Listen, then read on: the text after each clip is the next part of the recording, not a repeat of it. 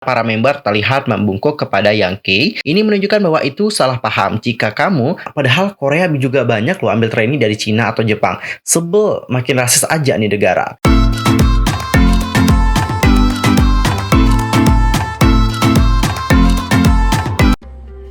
Halo, what's up guys, I'm Mr. Kim. Welcome back to my YouTube channel. Nah, gimana kabar kalian hari ini? Baik-baik aja dong ya. Dan buat kalian yang nggak lagi baik-baik aja, pokoknya tetap semangat ya guys. Don't give up. Nah, untuk hari ini kita akan bahas tentang topik-topik terhangat seputar dunia perkepopan yang pastinya sangat sayang banget untuk kalian lewatkan. Nah, supaya kalian nggak ketinggalan tentang update terbarunya, buruan subscribe channel aku, bunyi loncengnya, serta jangan lupa juga buat like, comment, and share ya.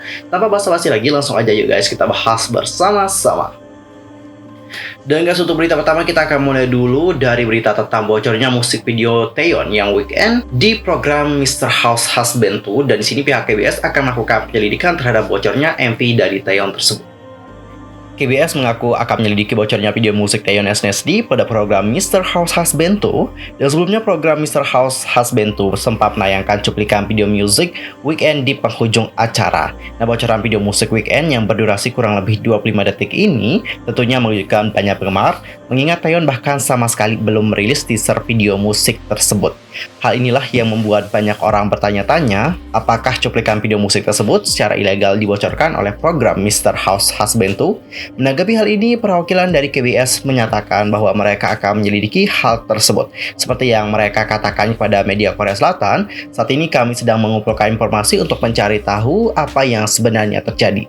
Sementara itu, Taeyeon rencananya akan merilis single Weekend pada tanggal 6 Juli 2021 yang mendatang. Wah, parah juga ya kalau MP-nya sampai bocor kayak gitu. Ini teaser belum keluar loh, tapi MP-nya aja udah bocor di program tersebut. Ini yang harus diselidiki sih, ada apa yang terjadi. Mungkin gini ya kali ya guys ya, yang pihaknya itu salah muter MP kayaknya, I think so sih. Mungkin harus muter MP yang ini tapi muternya MP Taeyeon, sedangkan MP Taeyeon sendiri bukan itu tandanya bang. Waduh, parah juga sih ya kalau MP-nya aja udah disebarin. Parahnya kenapa sih? Karena gini guys ya, orang-orang kan udah nyiapinnya berbagai planning gitu ya. Tanggal ini dikeluarin teaser, tanggal ini dikeluarin video gitu. Kalau dikeluarin langsung kayak gitu ya nggak sesuai dengan rencana lah. Jadi nanti apa yang sudah dipersiapkan oleh agensi kan bakalan berantakan juga gitu sih. Jadi emang kayak gini-gini tuh adalah masalah yang dianggap sepele oleh orang, tapi sebenarnya ini tuh adalah masalah yang serius. Dan juga sekarang kita akan masuk ke topik yang kedua, kali ini datanya dari Luna. Jadi baru-baru ini banyak sekali dari para penggemar yang khawatir dengan grup tersebut. Kenapa? Karena Luna ini tampil di panggung yang mana panggungnya ini kayak nggak aman gitu sih. Para penggemar khawatir setelah melihat Luna menari di panggung yang tidak aman dengan kabel longgar yang dipasang dengan buruk. Selama acara fansign, anggota girl group menampilkan single utama mereka yang bertajuk PVT, dan beberapa anggota perlu melihat ke bawah untuk memastikan bahwa mereka tidak akan gagal atau terpleset saat sepatu mereka bersentuhan dengan kabel yang longgar. Orbi juga telah mengangkat kekhawatiran di bagian komentar di video fancam tersebut. Mereka berkomentar, stafnya hanya bisa mengetuk kabel deh kayaknya. Garis-garis itu menari di atas kabel yang dipasang dengan buruk, dan mereka masih bisa tersandung loh. Mereka masih melakukannya dengan baik. Saya khawatir sepanjang waktu berpikir bahwa para member dari Luna mungkin tersandung dan juga terluka dikarenakan kabel itu.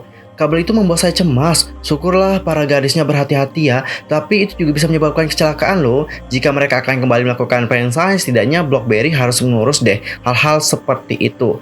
Bagaimana produksi ini bisa melakukan ini ya? Kabel di lantai, oh my god. Para gadis-gadis yang malang. Dan juga berikut adalah beberapa cuplikan video dari penampilan Luna di acara tersebut.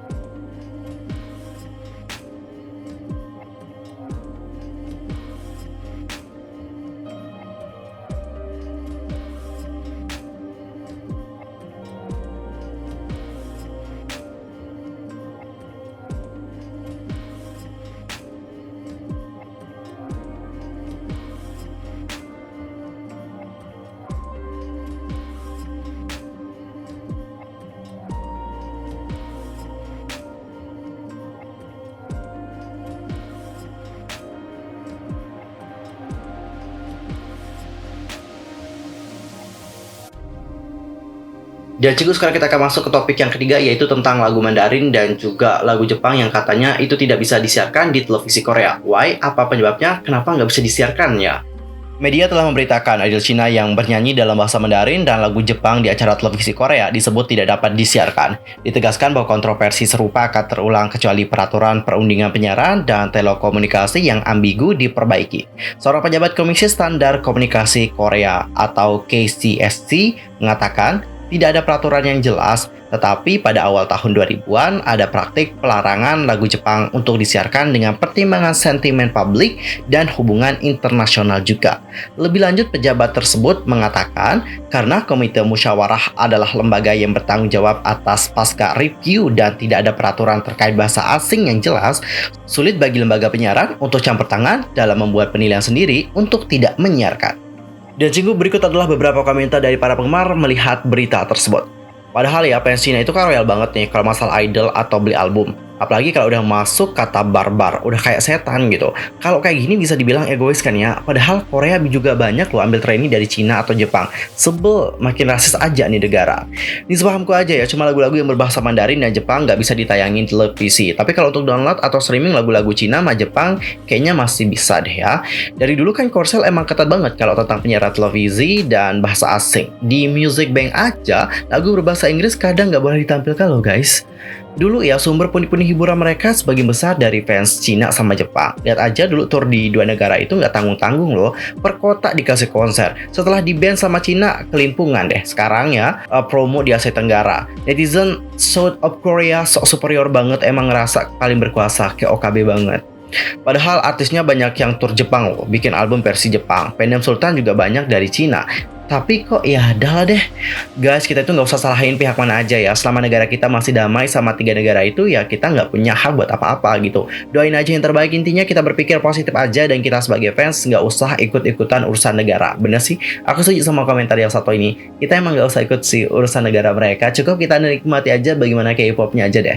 Nggak usah ikut-ikut urusan politik dan sebagainya kayak gini, ya udah kita tinggalin aja. Nggak usah kita yang ambil pusing, oke? Orang Indonesia jangan ikut campur deh urusan pemerintah Korea. Pemerintah Indonesia aja masih amburadul. Mantap. Dan Cinggu, kalau kalian sendiri menghadapi permasalahan yang satu ini bagaimana? Langsung aja sampaikan opini kalian di kolom komentar. Dan guys, sekarang kita akan masuk ke topik yang terakhir. Kali ini datanya dari para penggemar atau NCTzen yang sudah menyebarkan beberapa fakta ya di balik kontroversi dari NCT Dream. Kemarin kan NCT Dream ini dikritik ya karena mereka itu katanya nggak punya attitude kayak gitu, nggak sopan banget sama DJ Yangki dan sebagainya. Tapi di sini para NCTzen sudah membenarkan di balik tuduhan yang diberikan kepada NCT Dream. Para member NCT Dream baru-baru ini menjadi topik hangat di media sosial dikarenakan dugaan perilaku buruk mereka di penampilan radio. Para penggemar pun mulai mengumpulkan bukti bahwa beberapa contoh itu dibesar-besarkan dan diedit agar tampak lebih serius daripada yang sebenarnya.